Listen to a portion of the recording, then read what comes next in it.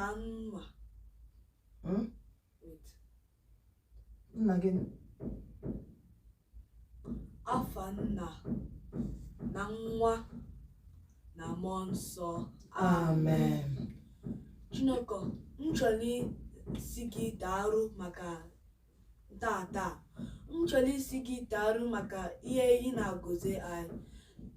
Chineke, m chọrọ isi gị daalụ maka onye anyị na ebe anyị na-aga ụlọ. Chineke, biko gbaghara ihe anyị na-emetụ gị, gbaghara the sins anyị na-eme n'ụwa.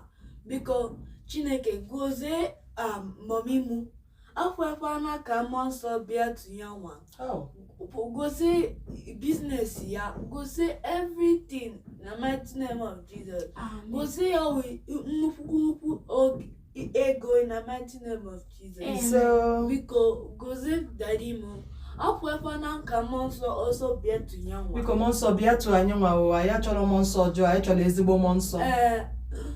Biko gọzie ya with ezigbo ego in the mighty name of Gua. Amen. Akwekwana ka any month or job bịa to family mụ. Holy Ghost fire. Biko gọzie anyị na siblings anyị. Amen. Gọzie education anyị. Amen. Akwekwana ka mmụọ nsọ bịa to anyị. Abara ya boko osimiri. Ọbara ya boko osimiri. Ọbara Jizọs boko osimiri. Onye bata onwere onwe ya. Ọbara ya boko. Ọbara nna m.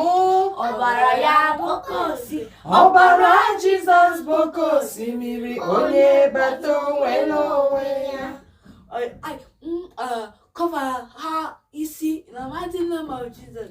Agwekwana ka mmụọ nsọ bịa to isi ha. Ha ka nwee retentive memory ka anyị mee mami na daddy I proud na mighty name of Jesus. Biko Gbaghara nyo Ezinna, gbaghara nyo. Gbaghara nyo Eze Ebube, gbaghara nyo. Ihe ọjọọ niile anyị mere n'ụwa, gbaghara nyo. Okwu ọjọọ niile anyị kwuru n'ụwa, gbaghara nyo. Gbaghara Chineke na Chineke na nwa ya na mmụọ nsọ. Amen. Nwa Chineke na nwa ya na mmụọ nsọ. Amen. Chineke, daalụ for ime I today. Daalụ for protect I. Daalụ Daalụ for provide for I. Daalụ for not let any other people fool I. Chineke, I the sinners. I the ezigbo sinners. I the ihe na-eme things bad. I the ihe na-eme things very bad. Sir, I can't water and snow in Jesus in Afana Chineke. Amen. No plenty of your jog full I. Where here? Father, please lift more mommy akuko higher in the mighty name of Jesus. Amen. No, your job people got full yawa akuko in the mighty name of Jesus. Possible. Father, please. More daddy akuko shall excel in Chineke mighty name of prayer. Amen. No plenty of age shall see his akuko in Jesus mighty name of prayer. Amen. Chineke daalụ for ime. I still daalụ gị in Jesus mighty name of prayer. Amen. Gọzie mụ na mụwa siblings. Amen. No bad your jog full I na our brains as I can start akuko afufo in Chineke mighty name of Chineke. Amen. Daalụ maka ịdị mma n'ime ndụ m. Daalụ maka ị na-emere anyị o. Ọ pịawara ya nghọta o. Daddy biko nekwa asọbisa tugi. Na nekwa mo. Daddy biko neka obisa tugi. Chai nekwa obisa tugi chukwoma. Ki kwele ezinụlọ m na nkwa o. Daddy biko bịa n'umezo ya o.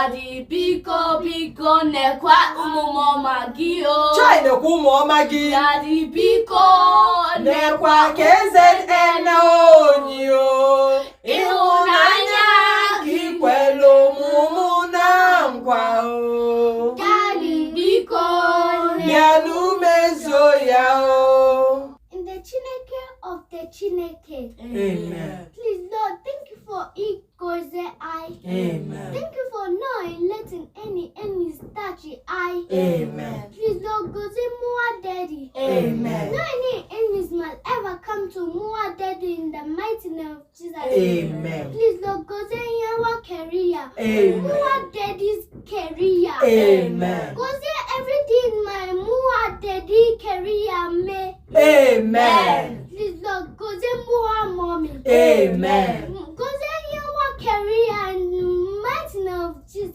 Amen. No any enemies must come to your career in the mighty name of Amen. Jesus. Your mommy career in the mighty name of Jesus. Amen. Please, Lord, imagiwa aso bisao. Ah, chukwu imagiwa so bisao to. Lord, go to more simply. Amen. No any enemies must ever come to your in the mighty name of Jesus. Amen. More best symbols in the mighty name of Jesus. Amen. Please, Lord, go to more. Amen. Little chukwu ilavi. Oh, amen. Go to I. Amen. Go to all more family in the mighty name of Jesus. Amen. Please, Lord, go to more uncle Eh, David. Ay, gozenya wa Uncle David Go o. to your career. Amen. Any enemies must ever come to your more uncle David career in the mighty name of Jesus. Amen. Please, Lord, go to your family. Amen. Any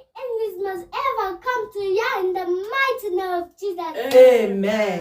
I. Ima ayi onye nwe anyị, ima ayi. Ow. In my more family. Ima mo ayi family o. Ow. Father, lift my family higher. Father, lift my family higher. Oh. Father, lift my family higher. Oh. Above other families. Father, lift my family higher. Oh. Father, lift my family higher. Oh. Father, lift my family higher. Oh. Above other families. In Jesus' mighty name I pray. Amen.